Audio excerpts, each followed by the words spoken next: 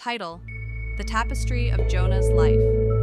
Jonah Turner had grown up in a quiet town nestled between pine-covered hills and meandering streams.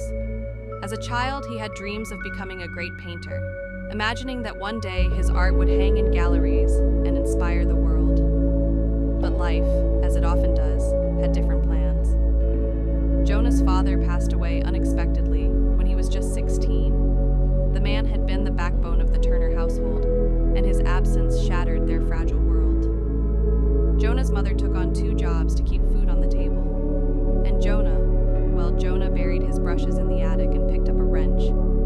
He worked at a garage after school, fixing old cars and rusted engines, while nursing a silent ache in his heart. Years passed. Jonah married his high school sweetheart, Marie, and together they built a modest life. He opened his own auto repair shop, and while he made enough to get by, there was always this lingering feeling that his life had gone off course.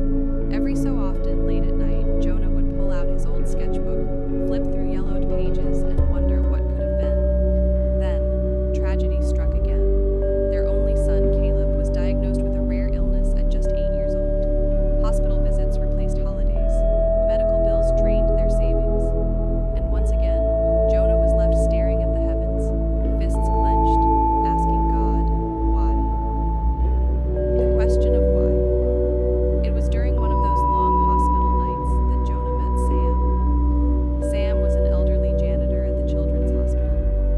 He mopped the same floors every night, humming old hymns softly under his breath. Sam noticed Jonah sitting alone one evening, staring blankly at a vending machine. "You look like you've been talking to God," Sam said, leaning on his mop.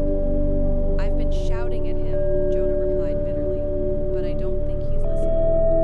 Sam smiled, not unkindly. "Sometimes he just waits for us to stop shouting so we can hear him whisper."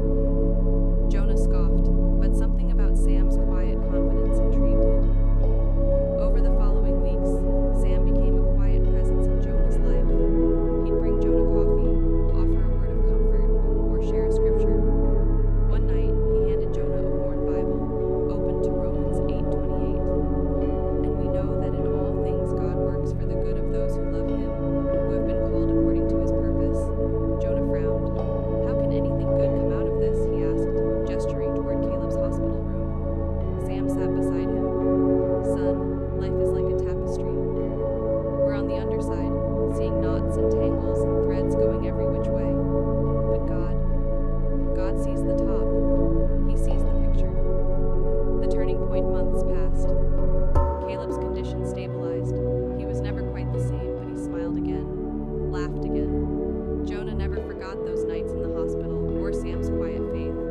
He began attending a local church, mostly just to sit in silence. Slowly, painfully, Jonah started to open himself to the idea that maybe, just maybe,